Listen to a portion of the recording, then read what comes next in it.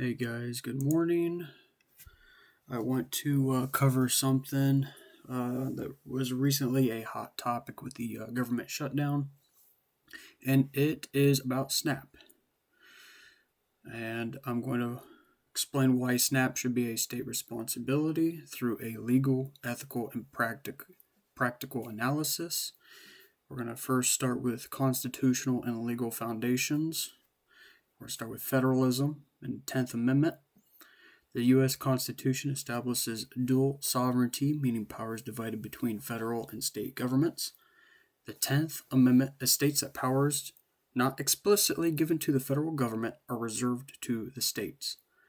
Social welfare programs were historically considered state functions, poorhouses, aid, food provision, etc., prior to the 1930s. Next, we have case law that supports state authority over welfare. We have United States v. Butler, 1936. The Supreme Court held that the federal government cannot regulate local matters under the guise of the spending power. This case established that the spending must align with constitutional limits, and social welfare at a local level is presumptively a state domain. We have Helvering v. Davis, 1937. Although this case upheld Social Security, it clearly states that social welfare is traditionally a state responsibility and that the federal government may intervene only when the national interest is beyond the competence of the states. SNAP does not require national uniformity. Food cost, poverty conditions, and agriculture environments vary by state. Therefore, by this logic, welfare returns to state-level control. We have South Dakota v. Dole, 1987. The court ruled that federal funding cannot be used to coerce states into federal compliance. SNAP is a perfect example of this coercive model today. States administer SNAP, but federal rules control nearly every aspect. Returning SNAP to states reduces federal coercion and restores constitutional balance. Then we have the NFIB v. Sebelius, 2012. The court held that forcing states into federal welfare expansions, Medicaid expansion, was unconstitutional. The federal government cannot commandeer state resources. SNAP's modern structure places a heavy administrative burden on states while limiting their authority. While state responsibility aligns with the court's insistence on state autonomy and anti-coercion principles. Now we have the ethical justification. We have ethical principle subsidiarity. In ethical and public admin theory, subsidiarity means decisions should be made at the lowest competent level. States are closer to their communities, closer to their vulnerable populations, closer to their cost of living data, closer to their agriculture networks.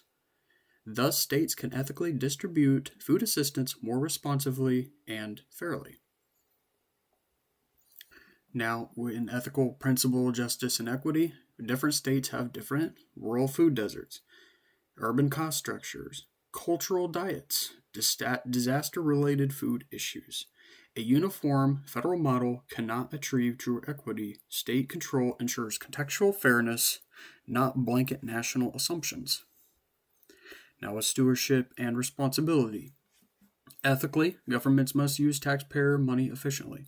States historically demonstrate lower administrative costs, faster program adjustments, more accountability to local residents, and state responsibility reduces unnecessary federal bureaucracy, which aligns with the ethical stewardship of resources. Now, common sense arguments. States already run almost everything else. States already administer TANF, WIC, unemployment, Medicaid, housing assistance, workforce reintegration, disaster relief. But yet, SNAP is a one outlier still dominated by federal rules. Common sense says integrating SNAP with the above systems streamlines applications, reduces overhead, gives family one access point, improves efficiency. Because, guess what? States know their people best. SNAP needs vary drastically. For example, Florida's hurricane-related food insecurity, Ohio's winter logistics, Arizona's rural tribal lands, New York's dense urban poverty patterns. Thus, a federal rulebook cannot effectively manage all those simultaneously. And we clearly seen that with this past government shutdown. Congress holds the power, and if you read the Articles 1 and 2, the powers were more vested towards Congress, not the president. It's not the president's fault. Congress is the only one that could open that government back up. Moving on. Faster emergency response. Federal approvals can take weeks. State-controlled programs can increase benefits, issue emergency cards, respond to disasters within days, not weeks. Innovation becomes possible. States can test digital wallets, localized nutrition incentives, state-specific benefit levels, fraud prevention technologies. We see a lot of fraud with the Affordable Care Act, but that will be for a different video. Local agriculture partnerships. Federal systems cannot innovate quickly due to rigid bureaucracy. Clearly, we've seen this past shutdown. Moving on to policy advantages. Reduces federal administrative burden.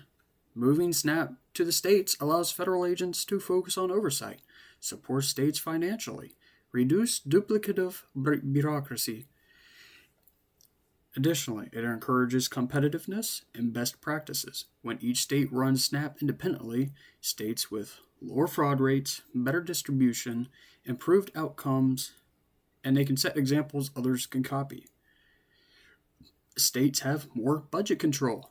States can adjust spending according to the population size, disaster frequency, economic cycles.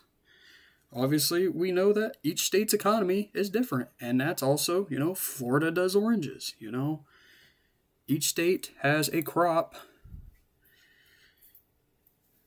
in that economic cycle. This prevents inefficient federal overspending or underfunding. Balanced acknowledgement. To strengthen your argument academically, you can acknowledge SNAP offers national consistency. Federal funding is more stable. Some states may underfund benefits without oversight, but states can still run the program with federal block grants and accountability metrics, just like Medicaid, TANF, and CHIP. So my core thesis is this.